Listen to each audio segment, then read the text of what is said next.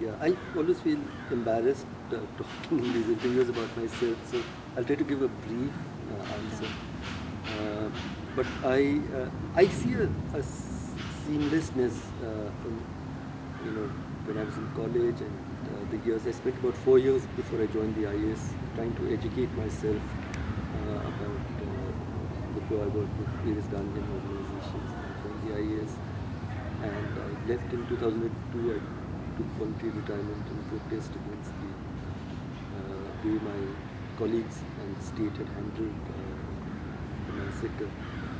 And I continue to work on issues, and I haven't joined the government. I sort of was invited by the government to join the National Advisory Council, and so I advised them, but I retained my independence.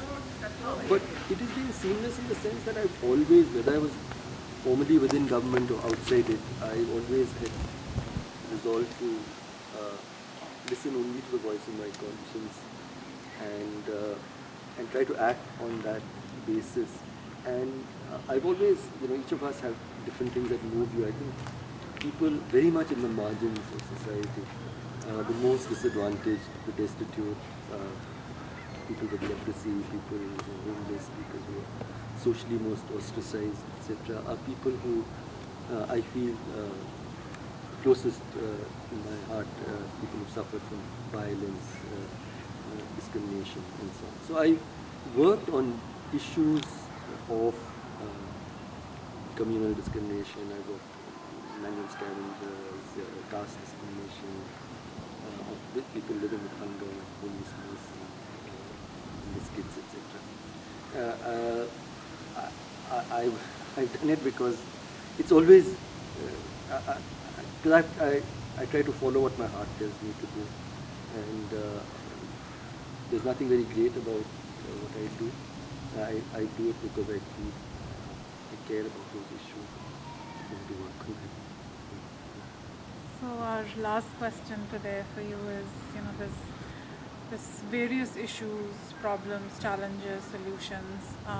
When you hear about hunger, you think this is the primary problem. When you hear about communalism, when you hear about Dalits, what according to you would be like the 3 priority areas if you had to pick today? That's a wonderful and very difficult question. And it's not as if I don't ask that question myself. Many people who observe my work, friends, think that I work on a lot of issues because I'm working, the issues say I've raised in the NAC and outside, just to equal, I'm working on bonded labor, the abolition of child labor, inclusion of excluded children into the right to education, the Land Acquisition Act and its reform, the Criminal Violence Bill, the SCST Atrocities Act, so on and so forth. And these are all things that I was directly convening, street vendors, a national program for the homeless. It sounds like a whole set of very diverse things, but to my mind they aren't diverse. I see them extremely interrelated. At the heart, it is about efforts to make our society more just and humane. So I would say that, and somebody was talking at lunch and around that. It is very much not, when I talk about the state, we have to talk about ourselves as well. I've investigated a lot of starvation deaths, and you see, I recall this case where there was a 32-year-old widow in a village in Andhra Pradesh where I'd gone, Gajalakshmi was her name, and she died, and her small son, 10 years old, was left, and a smaller child. And he was describing, when we pieced together, it was over a year, and you don't die suddenly. It was over a year that she slowly slipped, and she was 32 years old, her husband had died, and he said that she used to collect curry leaves and sell them, collect about 20-25 rupees, and she used to feed us. And there wasn't enough money, so she used to keep feeding the children and saying, my time is over at 32, and it's now your time to live. And he said that she got weaker and weaker until one day she couldn't get up from the bed. And then her son dropped out of school, and he collected even less.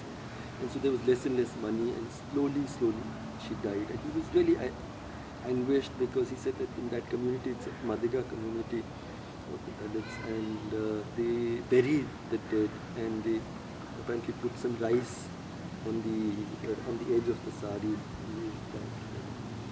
And he said that it's considered inauspicious to ask your neighbors, and there was no rice to tie on her sari when she died. And this boy was, all through this, of course, the failure of the state was very stark. But to me, what worried me much more was that everybody in a village, everybody knows it's not a city. Everybody knew that she was slowly dying in this way. I said, who helped? And they talked about different Dalit youth who helped getting some of the two smaller children into residential schools so that they survived. But apart from that, other people didn't help. So I think that, to me, working for a society, reclaiming the idea of engaging with both with compassion and with justice in society, to me is the first priority. It's a bit of a cop-out, because then it covers everything else. But to me, the second priority would be to make my government accountable through rights-based legislation, through things like social audit, right to information, all of this. But many ways of making government accountable. These are really the two tasks that I would really say. Were there any other last thoughts or comments before we wrap up? No, I think it's right. Just that it's lovely to sit with you all on this afternoon here, so far away from our country and yet so close to it and its concerns.